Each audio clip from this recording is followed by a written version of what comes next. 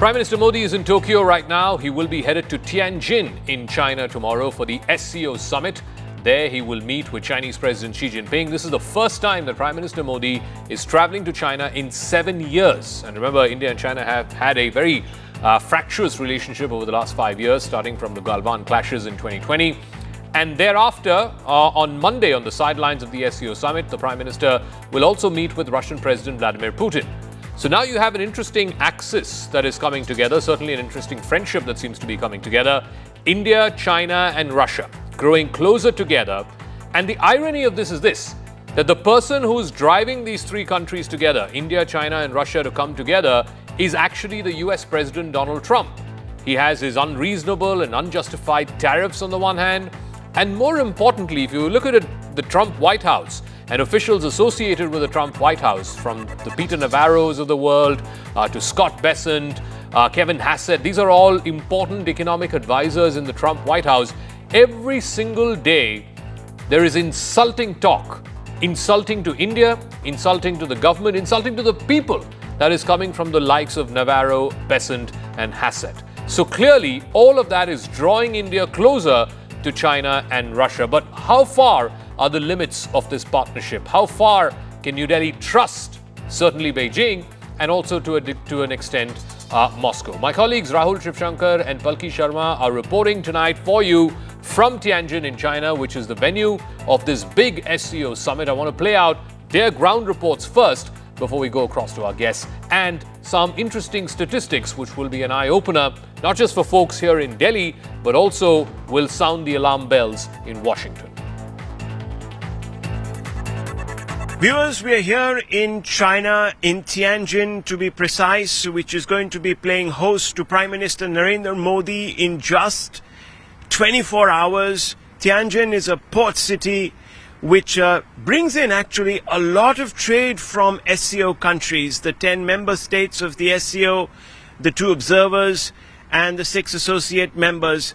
All of that trade passes through Tianjin, so it's not for any miscellaneous reason why the SCO is being held here, but for a very pertinent one, because what is in the news? Trade tyranny, Trumpian trade tyranny.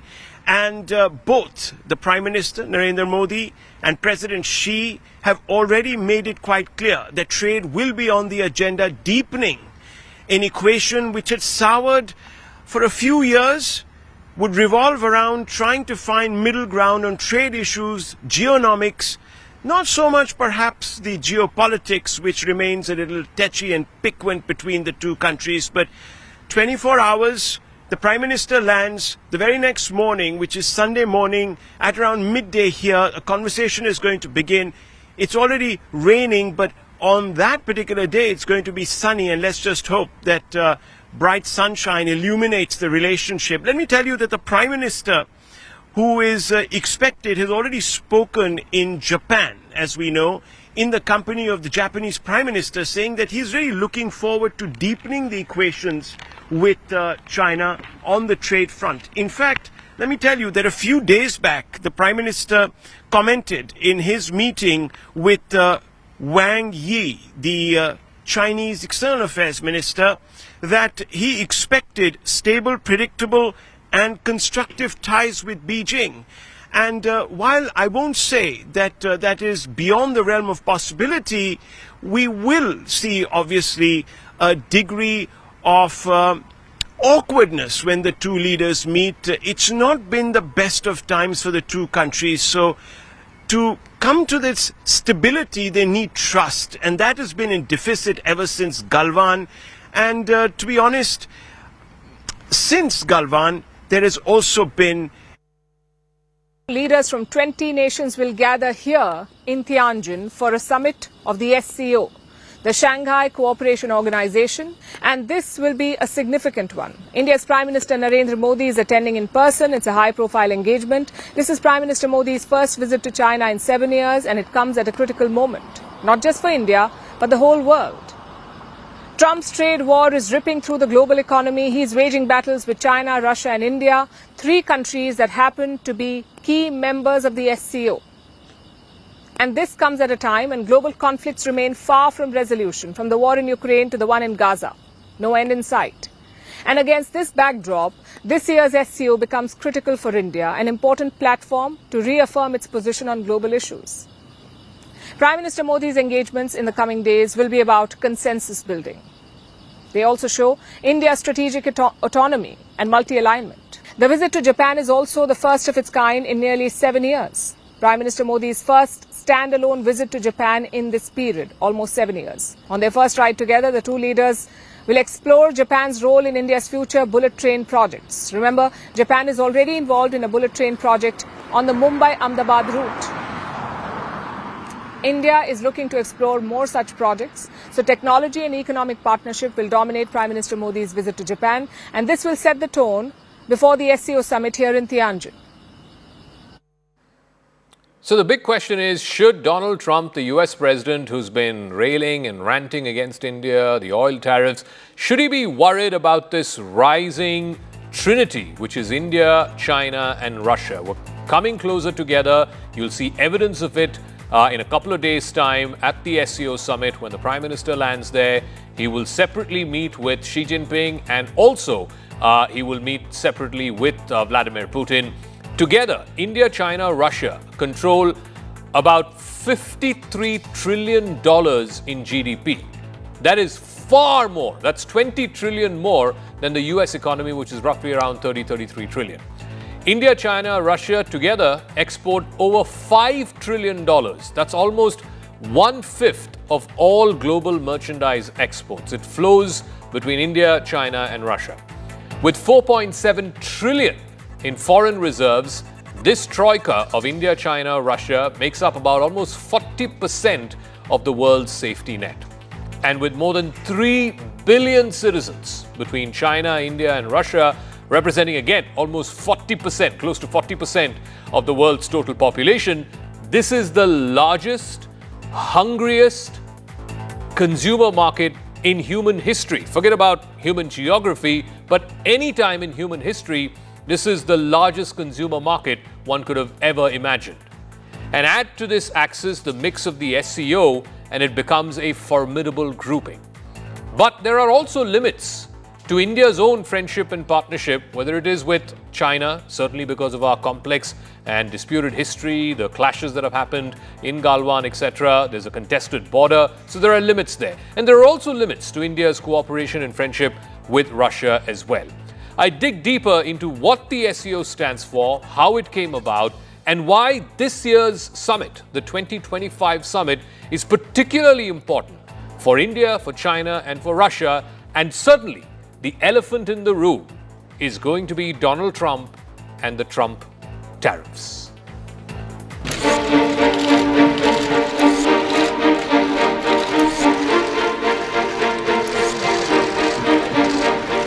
So Prime Minister Modi is attending the SCO summit, which is being hosted by China this year in the northern city of Tianjin, just about an hour's drive away from the capital, Beijing. So what is the SCO and why is Prime Minister Modi attending this summit? The Shanghai Cooperation Organization is a major Eurasian intergovernmental body. Its focus is on political, economic, and security cooperation. The SCO was founded back in June of 2001, essentially by China and Russia, along with the 5 Central Asian republics, that's Kazakhstan, Kyrgyzstan, Tajikistan, and Uzbekistan. It evolved from the earlier format, it was called the Shanghai 5, which dates all the way back to 1996. It got formalized at a summit-level understanding in 2001. India joined the Shanghai Cooperation Organization as a full member in 2017, along with Pakistan. But initially, both India and Pakistan had become observer countries in 2005. Once India and Pakistan joined in 2017, this highlighted a significant shift in the SCO's reach as well as geopolitical weight. So it was no longer just China, Russia, and the 5 Central Asian republics. It now expanded to a large part of South Asia. So why is India joining and part of what is essentially seen as an alliance led by China? That's a fair question to ask. Now, here's what is in it for India. India's participation in the SCO offers it the following strategic benefits. Number one, it is a platform which helps it engage with Central Asian countries, their resources, their key markets. Central Asia has vast energy reserves, and the chance for India to develop overland connectivity This is a huge economic driver for India. India has been talking about the North-South Trans Corridor, as it's called, which will basically give it overland access bypassing Pakistan through Afghanistan, Iran, and then into the Central Asian republics. This is something that India has been talking about and developing for the last 20 years. So the SCO serves as an important platform for that. It also gives, very crucially, India access to what is called the Regional Anti-Terrorist Structure, or RATS. RATS is a mechanism that's been designed by China and Russia and the Central Asian republics, primarily for security cooperation and for anti-terror operations. The SCO has this Regional Anti-Terrorism Structure, RATS, which offers India counter-terrorism cooperation as well as intelligence sharing, which is crucial because India has been a victim of terrorism emanating primarily from Pakistan, but also from Afghanistan. The SCO also offers a platform for strategic autonomy. India does not want to be seen as an ally of the United States or in the Western Bloc. Therefore, being part of an alliance which has China and Russia in the room when these conversations are happening, it is a demonstrable platform for India to demonstrate its strategic autonomy. It also helps India balance amongst the great power competition that is going on between China and the United States. There is also a chance to try and temper some of the more extremist influences, given Pakistan is also a member of the SCO. The SCO also creates new areas of cooperation as far as India is concerned, India's priority areas, whether it is startups, traditional medicine, youth empowerment, digital inclusion. It gives India to shape some of these narratives in a platform which has China and Russia, some of the biggest powers in the world. However, on issues like terrorism, which is a core concern for India, China has often refused to condemn Pakistan and Pakistan-originated terror directed at India at various SCO fora in the past.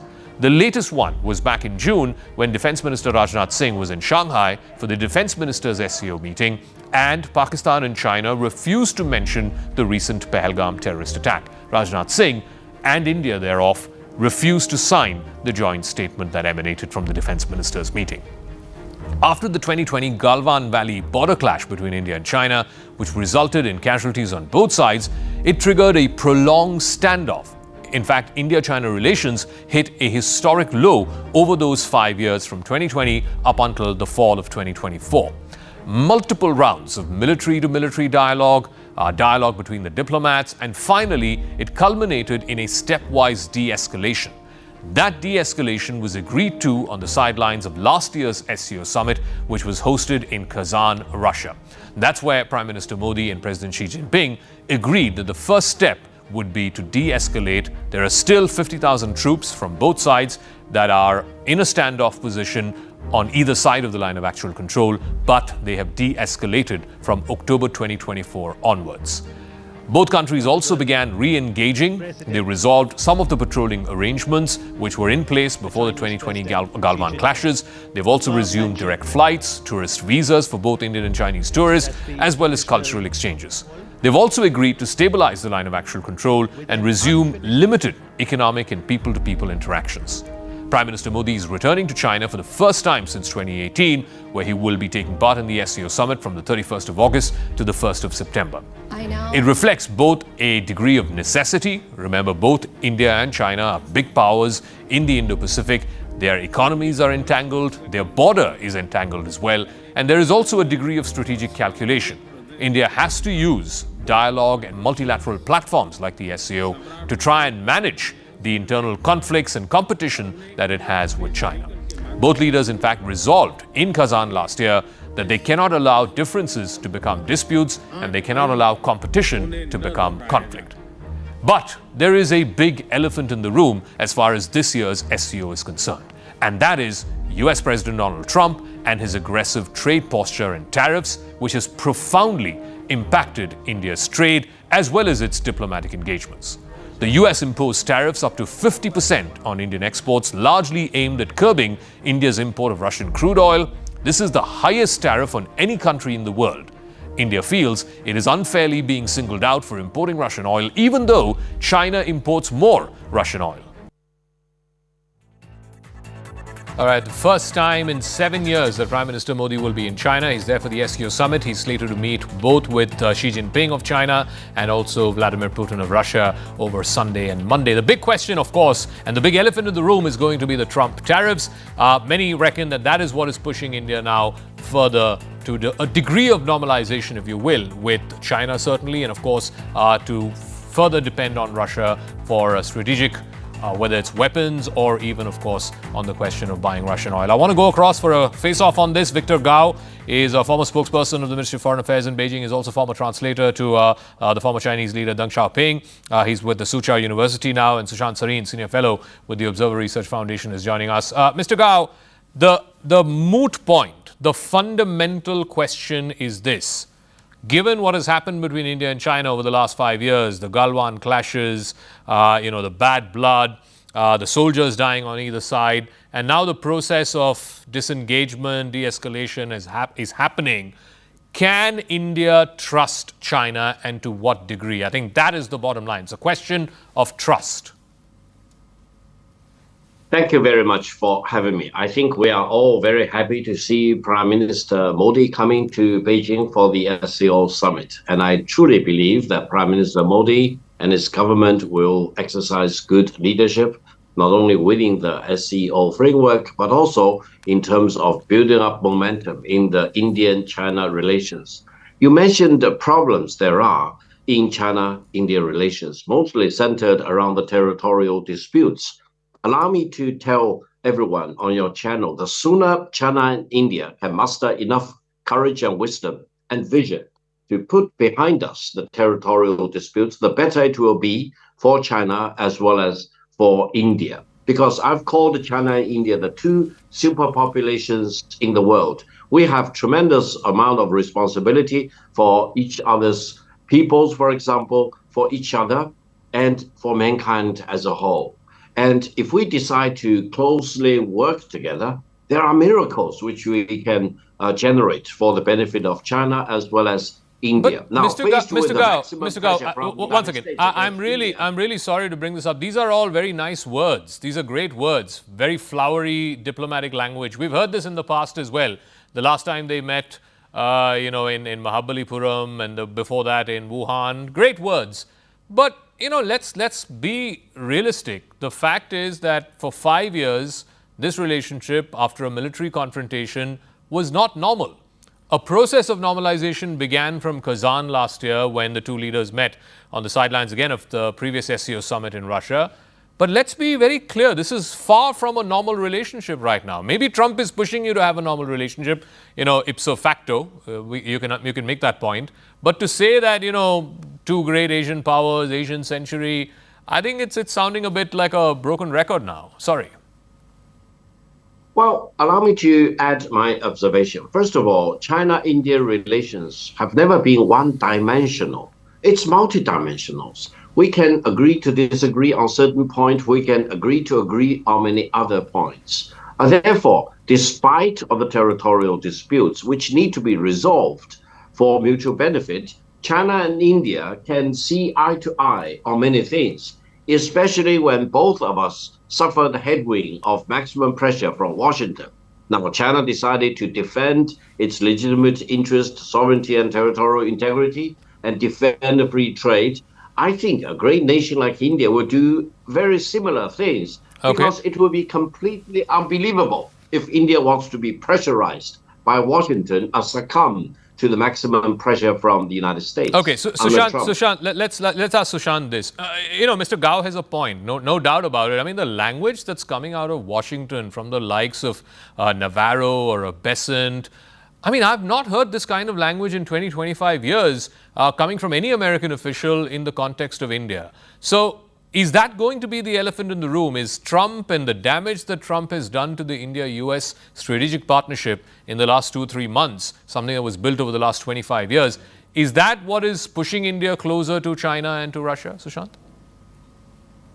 Look, I think it has given a certain urgency to bring about normalization in relations with China.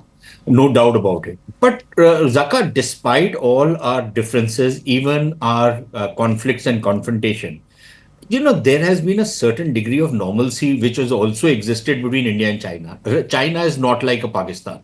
There are sovereign disputes that we have had with China. There are differences we have, and some of those differences are very deeply felt in India, perhaps even in China. But both countries have always kept a measure of decency in how they deal with each other. That does not mean that we have not had all the conflicts that we've had, and it does not mean that both sides have not tried to balance the other one out through other alliances. But having said that, I agree with what Mr. Gao is saying. That look, there is this territorial dispute. I think there have been attempts in the past to try and sort it out in a way that it's mutually acceptable to both sides. There have been times when the Chinese have been more forthcoming and we have not stepped forward to strike a deal. There have been other times that we have stepped forward to sort this issue out, including when Mr. Modi came into power in 2014. One of the instructions he gave to the people who were dealing with China was to try and put these territorial issues behind us. But at that point of time, China was not ready to step forward. So I think opportunity has come. Whether we grab it or not, I don't know.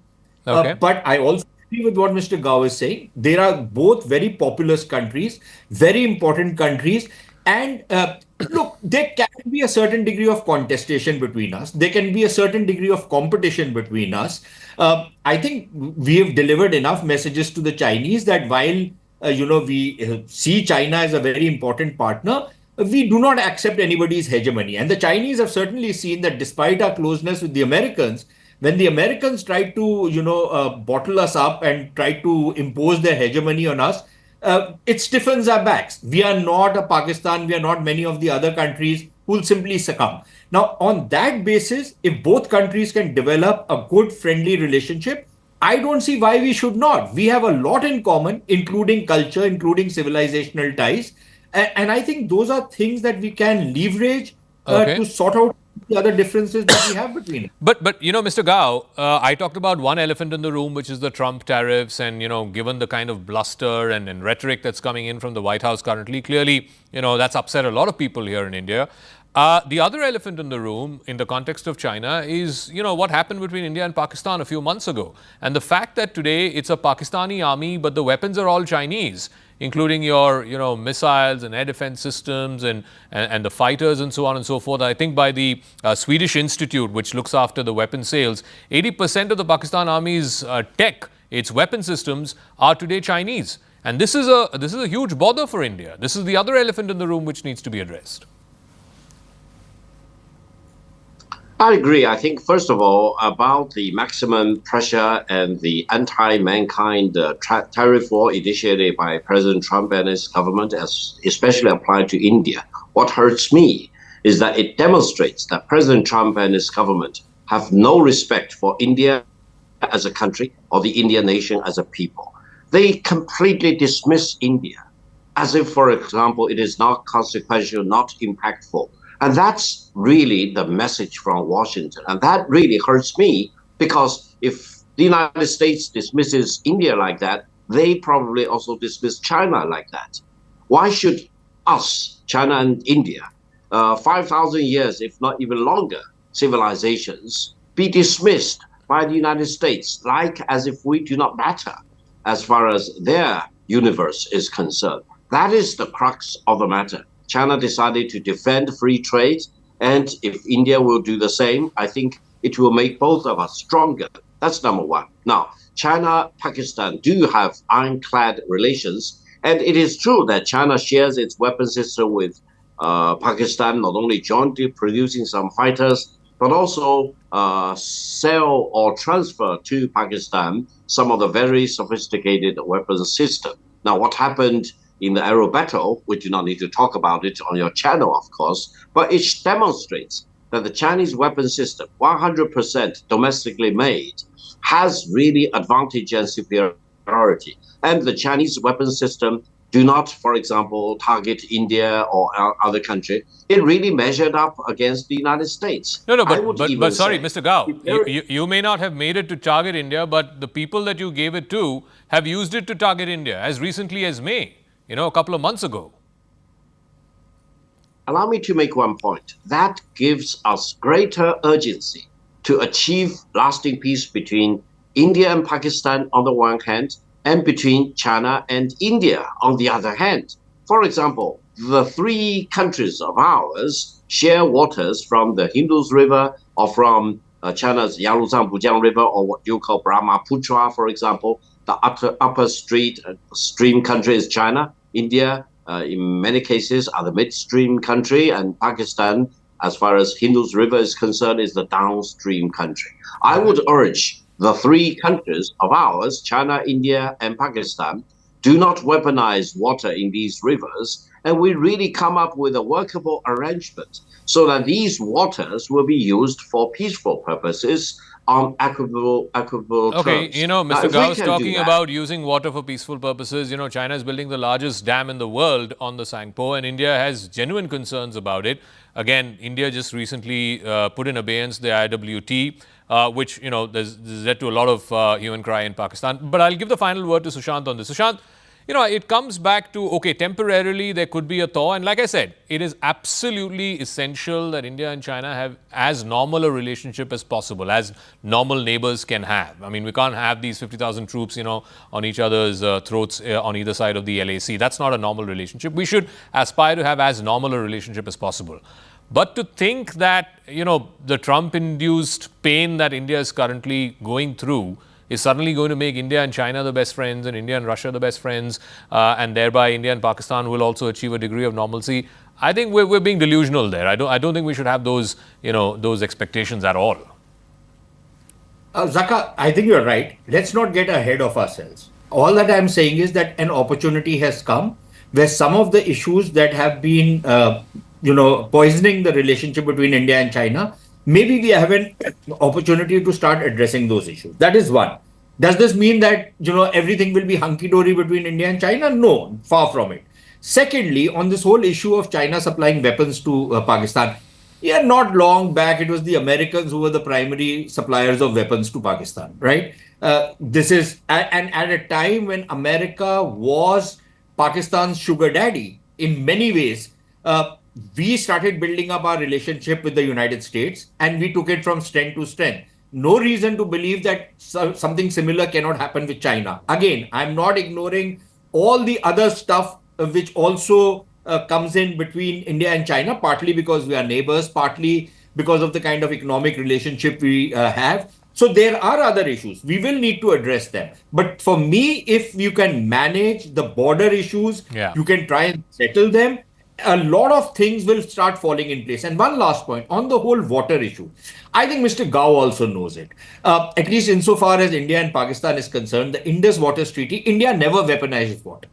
Even now, what we have said is that that treaty was, the preamble of that treaty was that there have to be, it is a sign of goodwill and good relations between two countries. Did Pakistan observe those good relations? In fact, the Chinese, the previous Chinese president, Mr. Jiang Zemin, actually went to Pakistan and told the Pakistanis, don't spoil your relations with India, play the long game. Why are you, doing what you are trying to do with India? And this is 15 years back, 20 years back, right? Yeah. The Chinese also counseled the Pakistanis to behave themselves. If the Pakistanis don't, then, there is going to be a problem between India and Pakistan. But I don't see why we should let that part of the relationship have a impact on India's relationship with China. Okay. Also because, frankly, whether Dr. Gao agrees with me or not, the fact remains the Chinese have only lost money in Pakistan. All their investments have turned duff. The CPEC is a failure, complete failure. The Chinese know it. They might not admit it, but everybody knows. They're not spending any more money in Pakistan because that will be spending good money after bad. India, on the other hand, has given them very good returns. Our trade with them is very profitable for them as well as for us. It's always profitable for both sides. There might be imbalances which we need to correct, but their investments out here will also pay off and are paying off. So I think there's a lot that both countries can do together, but they need to also understand that if they think we are going to be a pushover, we are not. And I think there is some understanding in China on that count. If we can take this forward, I think all sides will be happier for it. Okay, we'll leave it at that. Thank you very much for this very unusually cordial chat between Sushant Sareen and Thank Victor you. Gao. Thank you so much for joining us. And hopefully, this will be a primer to come when the two leaders meet. On Sunday, I think Xi Jinping and Prime Minister Modi will be meeting. And then on Monday, there will be the meeting between Prime Minister Modi and President Putin. Yes. The world is changing, no doubt about it. I think some of the traditional friendships, partnerships, etc., are really, really changing. And India is very much at the forefront of this change. You can feel it. I mean, you certainly can feel it in Tianjin, and I'm sure you're feeling it across Delhi and Washington. Thank you very much for joining us. All right, so the big context to all of this is what's been happening between India and the United States of late. The Trump administration, and particularly some members in the Trump administration, have been dubbing the Ukraine conflict as Modi's war. And now White House trade advisor Peter Navarro, who's a senior aide to Donald Trump, he has said, and this is another bizarre claim that's been put forth, his argument is that India's oil trade with Russia funnels money straight into Vladimir Putin's war chest.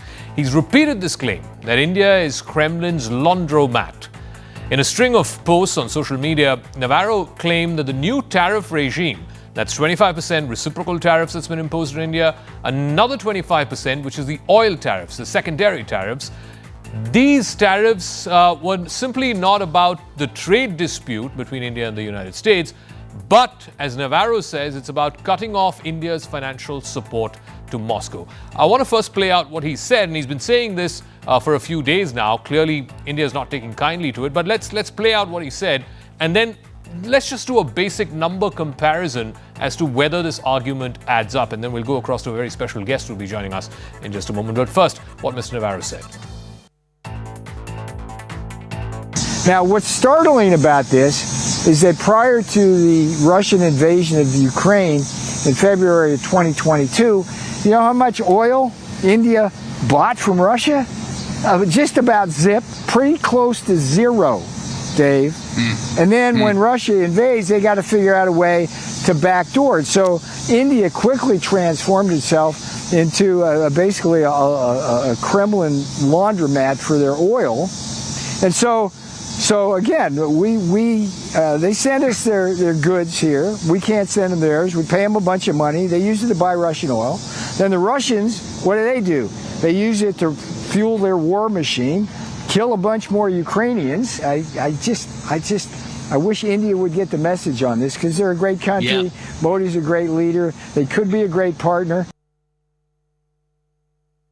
So here's now the cold math of whether or not this theory about, India pumping up Putin's war chest or Modi's war funding Putin's conquest of Ukraine, whether it actually holds up purely from a numbers point of view. While the United States accuses India of buying Russian oil and thereby helping Putin's war, let's look at the cold numbers. India's oil imports from Moscow through all of 2024 stood at $67 billion. All right? India is not even the largest purchaser of Russian crude. 67 billion is what India purchased in all of the calendar year of 2024. That is half of what China has imported in that same period. China imported more than 120 billion in that same time period, the calendar year of 2024. And yet, if you look at the trade negotiations with China does not get that extra 25% oil tariffs. They've managed to now get a 90-day extension. So basically, it's been extended at 30% or whatever the reciprocal tariff for China is for another 90 days. That'll not kick in until sometime mid-November if they can clinch a trade deal by then. And also, there is currently the base tariff of 10 plus another 5%. So China currently, as the negotiations are happening between the United States and China, does not have to pay any of these tariffs up until November. Contrast that with the amount of money the US, Europe, and other parties have given to Ukraine in this war. Remember, India's imported Russian oil 67 billion in 2024. The United States alone has sent $134 billion worth of financial and military aid to Ukraine since the start of this war. The European Union, that's separate. That's separate from what the US has sent Ukraine. The European Union's aid is about $157 billion. So together, that's over $300 billion between the US and Europe alone. And mind you, there are countries outside of Europe and outside of the United States that are also funding Ukraine's war. But that is nowhere close to the $67 billion of oil that India imports from Russia. से आत्मसम्मान है उसको मद्देनजर रखते हुए हम ना तो कभी झुकेंगे ना कभी कमजोर होंगे एक साथ मिलकर हम आगे बढ़ते रहेंगे नई मार्केट्स कैप्चर करेंगे मैं आपको दावे से कह सकता हूं इस साल हमारी एक्सपोर्ट पिछले साल से ज्यादा हो हमें डरने की क्या जरूरत है So, is this an economic argument? Is there any rationale to it? And of course, there is the larger picture now. The Prime Minister is in China. He will be meeting with Xi Jinping, the Chinese president. He will, of course, attend the SCO summit. He'll also meet with President Putin of Russia. So is Trump tariffs and the logic and the very bizarre logic of Trump tariffs pushing India into the BRICS corner, as it were, certainly to the China and Russia corner. Mr. Richard Wolff, Professor Richard Wolff, is a leading American economist. He's now joining us. Thank you very much, Professor Wolff. I just laid out the cold numbers for our viewers. Is there any? What is your view on the logic or the rationale of the Trump administration in imposing first the 25% tariffs on India and then this additional 25% oil tariffs or secondary tariffs on India? Is there any economic sense to it? Not much, and I don't think it's more than a kind of veneer, a kind of substitute argument, because they can't articulate what is actually going on. You're quite right. There's supports for the Russian side. If they were responded to the way they are doing it with India, then they would have to logically go after everybody else who's doing trade with Russia around a whole host of issues, because the logic is the same. If you're doing trade with Russia, that means you are, for example, buying Russian products. You are funding the war. This logic, which cuts away all the in-between steps, would apply to every country. And why separate out India when, if you add up, other countries are doing it? By the way, the United States as well. The United States buys things from Russia. I mean, it's silly. There is, however, a very powerful reason going on here, which we here in the United States have to confront because it affects us domestically. We live, and this is a growing awareness in this country, we live in a dying empire. We are very conscious that the death of the British Empire, about which you in India know more than anyone, has now been followed by the United States, which after all replaced Great Britain, and we are now having peaked in a period of decline. And the alter ego, if you like, our decline is mirrored in the rise of the BRICS. Mm-hmm. And this is a terrible challenge. Every effort is being made to make this look as though we're being attacked here in the United States. We're being abused by this development. It's as if Britain had attacked the United States for abusing it when its empire collapsed. And so we've tried in a variety of ways to block it, whether it is holding back technological exchanges with China around chips, whether it's, and I could give you a long list, and it's a mixture of cajoling and threatening. And you right now are being threatened because the effort to cajole didn't get us very far. You are being pushed into a relationship with China which terrifies American strategists. And they want now, since they couldn't persuade or buy the agreement of India to play a different role, now they're going to try to threaten you to get you to do the same thing. But that's what this is about. If I may, Professor Wolff, the irony in this is that by doing what it is doing, the Trump administration and all the statements that are coming in from the White House, from President Trump himself, by doing what they're doing, all these threats against India, it's having the opposite effect. It's actually pushing India further into the corner of China and to Russia. The Prime Minister will be meeting the leaders of China and Russia over the next couple of days. it's having the opposite effect. So I don't get, again, even if there's no economic logic, what's even the geopolitical logic to what the Trump administration is doing with India? Well, here it might be important for you to remember about Mr. Navarro. Mr. Navarro is a very extreme character. He's made his career in the United States bashing China. That has been his major claim to fame. He's written books about it. China is the great threat. It's very easy for him to bring India into the same mentality. So now the Indians are abetting the Chinese and the Russians, and it's all a tremendous conspiracy. It's because alternative measures to break India away from the BRICS didn't work that they're trying this. And, you know, they discuss among themselves, if this doesn't work, then maybe they will have to sit down and work out with China, Russia, and India an alternative arrangement so we can all live together on this planet. That's the fallback position, but they don't want to discuss it because they're hoping that there will be forces inside India that will change Mr. Modi's mind and make him to play the role of ally of the West against China and Russia rather than what he's doing this weekend. So what I also want to know is, I mean, these tariffs, it was announced in April, it was paused for a few months, and then it kicked in really in July. And we've seen two different kind of responses, broadly speaking, from the countries around the world as to how they're responding to these tariffs. You have the position or the manner in which the European Union responded, and Japan and South Korea responded, which is basically, as you say in the States, come down to Washington and kiss the ring. And then you have the Chinese approach, right? The Chinese have stood up. They've retaliated with the tariffs, and then they really got to a point where they said, we're not going to send you any rare earths, no semiconductors, no magnets, etc. And then the White House started climbing down. These are the two approaches that we've seen. India is now stuck in the middle, somewhere between these two responses. How should India shape its response now? Because the statements that are coming from the White House, Mr. Navarro included, are just really insulting, to say the least.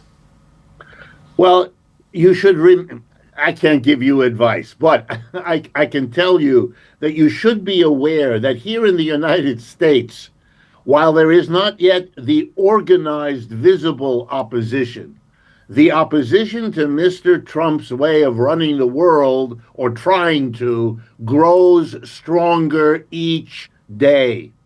There are people horrified by what is going on, not just internationally, but domestically as well. You're splitting the United States. We have entire states that now don't communicate with one another out of a deep hostility. All of this is in a moment of flux. Washington may look like it's in charge of everything, but it isn't. It is in a position that I would use the adjective desperate. This attack on Modi is part of the desperation. You'll see it in sending troops into downtown Washington, D.C., or threatening Chicago and New York, our major cities, with an influx of military to control a crime problem which the mayor and the chief of police in both those cities say doesn't exist. You're seeing contradictions inside the United States that I, with my white hair, and I've been born and lived in America all my life, I've never seen. So don't misunderstand this as a carefully tabulated, calculated, strategic move. This is desperation. You couldn't get India to do what you wanted one way. You're now going to try another. And that's all it is. And it will be dropped as quickly as it arose. So at what point does that pain begin to show? When he introduced the tariffs, and I think economists across the board, whether you were left or right or whatever it was, across the board said, this is a stupid thing, this is going to ultimately hurt the American consumer, it's going to hurt the American businesses. At what point does that pain begin to show? That's the discussion we have here. On the agenda, we have either a downturn, a recession, and there are many indicators of that, or we have an inflation and that's already begun, and there are indicators of that, or the worst of both worlds, stagflation. Many of our leading economists, not just Democrats as opposed to Republicans, but across the board, are saying as either or any of those three options I just laid out, as those unfold in the second half of this year, all bets are off on what will happen to the Trump regime. And that includes its foreign policy. And finally, I know this is a hypothetical, but if the Prime Minister of India were to ask you, Professor Richard Wolff, what would be your advice to him as to how to deal with this barrage of tariffs and frankly unfair treatment that India is at the receiving end of, what would your advice to him be? I would turn around and use what you just said in a slightly different way. The closer India moves to China, the more the United States will understand it has to adjust to that move, just the way it did when Xi Jinping said, we're not playing this game. You hit us, we will hit you, and we can hurt you too. Stop it. When the United States heard that, it stopped it. As you pointed out, India has to learn. India is now one of the great powers of the world. You are the largest country by population. That's well known in the United States. You have surpassed China. The specter of China and Russia coming closer together, adding India, will be overwhelming to the American people. It may take some time, but time is now on your side. Time is on India's side. So you're saying the best way to respond to Trump is if there is closer coordination between Russia, India, China, and I'd probably add Brazil to that mix, to strengthen BRICS would actually ring the alarm bells in Washington. That's or at least in this administration. That's right. And the strengthening of BRICS produces the kind of extreme remarks that you get out of Navarro, calling it Modi's war. There's no need to do that. That is frustration speaking. All right. Professor Richard Wolff, is always a pleasure. Thank you very much for joining us here on News 18. Thank you. Thank you.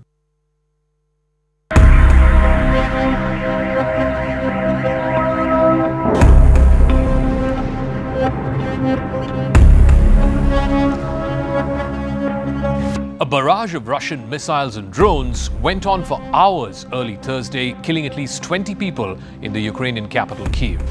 The assault comes less than 2 weeks after US President Donald Trump had a summit-level meeting with President Putin of Russia in Alaska. The attack was yet another demonstration of how the recent American diplomacy has done little to change the Kremlin's position. Putin continues to fight on in Ukraine because he believes he's winning on the battlefield. Since Trump and Putin met in Alaska on the 15th of August, Russia has made no significant concessions on any of the major sticking points. This leaves both sides, Russia and Ukraine, no closer to peace than they were before Alaska. The attack on Thursday was Russia's largest attack in the last month on the Ukrainian capital, Kyiv. The Ukrainian authorities said at least 45 people were injured, more than 20 were killed, including 4 children. A 5-story apartment building was completely destroyed, so were homes that were around that area. A missile also hit a shopping mall right in the heart of Kyiv, and buildings belonging to both the European Union's mission there as well as the British Council suffered extensive damage. European officials denounced the Russian strikes. In all, officials said that Russia launched more than 600 drones and more than 30 missiles in the overnight assault that happened on Kyiv. Ukraine's defenses did manage to shoot down over 500 of those drones, but some of it did land and did leave behind extensive damage. President Vladimir Zelensky of Ukraine has said that the Russian bombardment was the Kremlin's answer to the recent diplomacy. Russia, he said, has chosen ballistics instead of the negotiating table. He took to social media and said that Russia chooses to continue killing instead of ending the war, meaning that Russia still does not fear the consequences of not putting an end to the war. У Вашингтоні ми чули, що Путін начебто готовий до закінчення війни, до зустрічі на рівні лідерів та вирішення ключових питань, але він обирає балістику замість будь-яких реальних кроків до миру. Він вбиває дітей, щоб не говорити про те, коли і як буде мир. Dmitry Peskov, who's the Kremlin spokesman, addressed the assault on Kyiv, saying that the special military operation is continuing. Now, that's the phrase that President Putin used when he launched this war in February of 2022. Peskov also said that the Ukrainian forces were continuing to strike Russian infrastructure. He referenced an attack that happened at a Russian nuclear plant a few days ago. Необходимо понимать, что предоставление гарантий безопасности – это не условие, а результат мирного урегулирования на основе устранения первопричин кризиса на Украине, что в свою очередь будет гарантировать и безопасность нашей страны. The Russian attack on the Ukrainian capital came exactly 2 weeks after Trump and Putin met in Anchorage in Alaska for a one-day summit. They were there to discuss how to settle the war. Before the meeting, Trump said that he agreed with Ukraine and its European partners that first step must be a ceasefire. A ceasefire must precede any kind of substantive peace agreement. Russia, though, insisted that any kind of ceasefire would actually, stop the Russian entourage, the Russian sort of forward march as far as the battlefield is concerned, and instead would be advantageous to Ukraine. Also, the ceasefire would not cover the difficult questions of whether it is Russia's territorial gains or Ukraine's security guarantees. Russia insisted that a ceasefire should not happen now, and instead both parties should continue to press ahead for a peace agreement. Russia felt that a ceasefire would actually be disadvantageous to it to continue pressing on with its battlefield advantage, even while the negotiations are dragging on. After the Alaska summit, Trump reversed his demand. He said no ceasefire, instead, let's directly go for a peace deal between Putin and Zelensky. But the fighting has only continued on the front lines. The drone and missile attacks on Ukrainian cities have only continued. Peace in Ukraine seems a far cry right now. While Trump has voiced his frustration at Putin's continued barrage against Ukraine, Trump has so far not followed through on any of his threats to impose new economic sanctions or penalties against Russia. So I think in 2 weeks we'll know which way I'm going, because I'm going to go one way or the other, and they'll learn which way I'm going. With the White House continuing its diplomatic efforts, Zelensky said that his chief of staff, Andriy Yermak, and the head of the country's Security Council, Rustem Umerov, will be meeting with Trump's team in New York.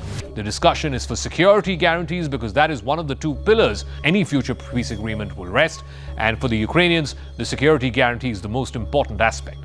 But back to ground zero in Kiev. The fires and falling debris were reported in at least 20 different locations around Kiev, and missiles and drones could be heard well into Friday. An official with the city's emergency services said that people had been rescued from the rubble of the destroyed apartment building.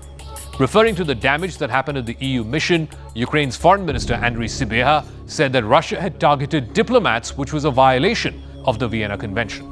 The EU ambassador to Ukraine, Katerina Matronova, said that Russia's peace was actually a massive strike on Kyiv with drones and ballistic missiles. This, she said, was Moscow's true answer to peace. I'm outraged by the attack. Ursula von der Leyen, the president of the European Commission, said that the EU delegation was safe. She said that she had separate phone calls with both Zelensky and Trump. Britain's Prime Minister Keir Starmer too said that the Kiev building, which housed the British Council, which is an international cultural and educational body sponsored by the British government, had also been damaged extensively. He too condemned Putin's attack on European and British installations in Kiev. So one thing is clear. Putin is in no mood for a peace agreement anytime soon. This is likely to frustrate Trump as well as his European partners even more. Trump could impose more economic sanctions on Russia as well as its partners like China and India, but that is unlikely to move the needle. That is unlikely to force Putin to yield towards a peace agreement. And in that eventuality, there is only one pressure point, and that is the pressure of further military support to Ukraine through its European partners. That is perhaps the only pressure point that Trump could apply on Putin. Trump's hopes of a quick peace in Ukraine lie in tatters, just like the buildings in Kiev that were targeted in Russia's drone and missile strikes. Thank you very much for tuning into Brass Tacks, coming to you from the CNN News 18 Primetime Studio, presented by Schneider Electric Smart Home Solutions.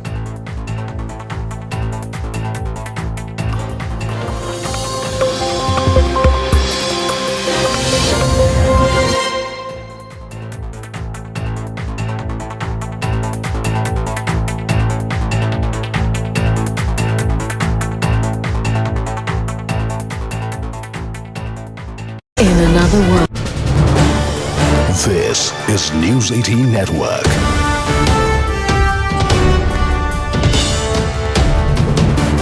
India's largest news network. Dear shareholders, I am happy to share with you the details of yet another stellar year of business and financial performance achieved despite multiple challenges. In the financial year 25, Reliance delivered a record consolidated revenue of 10.71 lakh crores, becoming India's first ever company to cross $125 billion in annual revenues. Reliance's EBITDA stood at 1,83,422 crores and net profit grew to 81,309 crores. Reliance's exports were at 2,83,719 crores, contributing to 7.6% of India's total merchandise exports. Reliance invested cumulatively rupees 5.6 lakh crores in the last 3 years. Reliance remains the single largest contributor to the national exchequer, contributing rupees 2,10,269 crores in the financial year 25. In the last 6 years, Reliance's contribution to the national exchequer crossed rupees 10 lakh crores. I am also proud to report that Reliance's CSR spending in the financial year 25 rose to 2,156 crores. Reliance's cumulative CSR expenditure over the last 3 years crossed rupees 5,000 crores. This is a clear reflection of our unwavering commitment to social impact. Friends, employment generation for India's talented youth is a national priority. It is also a priority for Reliance. Globally, the dynamics of employments are undergoing a shift towards flexibility, driven mainly by AI and automation. Reliance has also adopted modern engagement formats that combine opportunities for upskilling, entrepreneurial drive, job satisfaction, and higher earning potential. Today, our conventional and non-conventional workforce has grown to nearly 6.8 lakh people. I see this growing to more than 10 lakh people over the next few years. It gives me immense satisfaction to say that we continue to be amongst the most admired employers and rank among the largest job creators in India. Reliance continues to lead across every key growth parameter: revenues, profitability, exports, market value, investments, contribution to the exchequer, and social impact. I am confident that Reliance will continue to break its own records in business performance next year and beyond. Dear friends, let me begin by sharing with you the impressive performance of our digital business. Just a week from now, Jio will enter its 10th year of service to the nation. Looking back, these years have been the most glorious in India's digital history. Today, I'm proud to share with you that the Jio family has crossed 500 million customers. The 500 million milestone is a symbol of your unwavering trust and support. I offer my heartfelt gratitude to each and every one of you. I have heard people say, Jio changed my life, and I love Jio. But I say from my heart, actually, each and every Indian built Jio by simply making it a part of their lives. Let me present a short video of our Jio journey, how 500 million Indians made Jio. All of you made Jio. आइए दोस्तों, देश के अलग अलग हिस्सों में चलते हैं और भारत ने जियो कैसे बनाया उन किस्सों को सुनते हैं। ये है मुंबई के टीचर अभिषेक साठे, जो हर रोज कमाल कर रहा है। बच्चा पार्टी, अपना अपना कैमरा ऑन करो। किसी को पीछे छूटने नहीं दिया जब हर एक बच्चे को पढ़ाया। जियो मैंने बनाया। ऐसे कर्मठ टीचर्स की वजह से भारत का आने वाला कल कभी पीछे नहीं छूटा। जय हाँ देवी जी।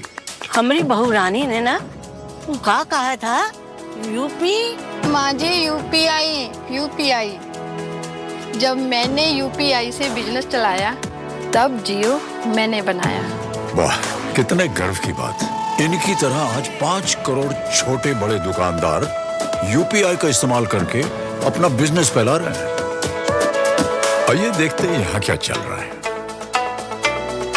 जब के ड्रामा को गांव में ट्रेंड कराया तब जियो मैंने बनाया। आज देश के 50 करोड़ लोग मनोरंजन का मजा फूंक फूंक के नहीं बल्कि दिल खोल के उठा रहे हैं। हम सब बेस पर सही सलामत लौट आए हैं। ये तेरा बेटा। बॉर्डर ऑपरेशन के बाद जब पापा को भरोसा दिलाया तब जियो मैंने बनाया। अब मिलते हैं उस माँ से जिसकी ममता का सफर बस अभी अभी शुरू हुआ है। मदरहुड की जिम्मेदारी के साथ साथ ऑफिस भी निभाया। जियो मैंने बनाया। जहां देश की लाखों महिलाएं अपने ऑफिस से रिमोटली जुड़ी, वहीं कोविड के मुश्किल दौर में लाखों जानें भी बची। जब वीडियो कॉल्स के थ्रू मैंने अपने पेशेंट्स तक इलाज पहुंचाया तब जियो मैंने बनाया। जब से मन ने इस फोन को अपना घना यार बनाया तब से जियो मन ने बनाया। तू मन ने यो बता, यो हॉर्टिकल्चर से उपज कैसे बढ़ सके? सही जानकारी के साथ यारी करने का लाभ आज दूर दराज के गांव के 10 करोड़ किसान उठा रहे हैं। देसी कारीगरी को दुनिया तक पहुंचाया जियो मैंने बनाया। करोड़ों व्यापारी अपने ऑर्डर्स का ग्राफ बढ़ा रहे हैं और मेक इन इंडिया का झंडा लहरा रहे हैं।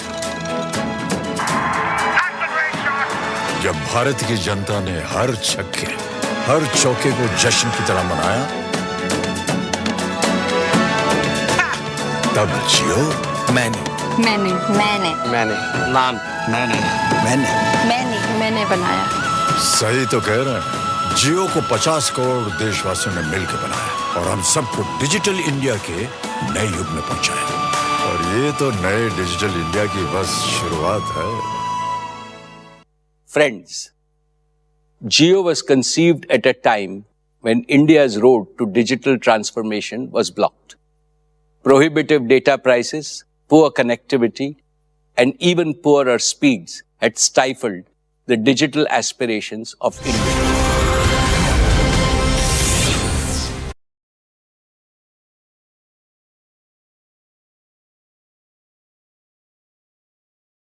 News18 Primetime Studio, presented by Schneider Electric Smart Home Solutions.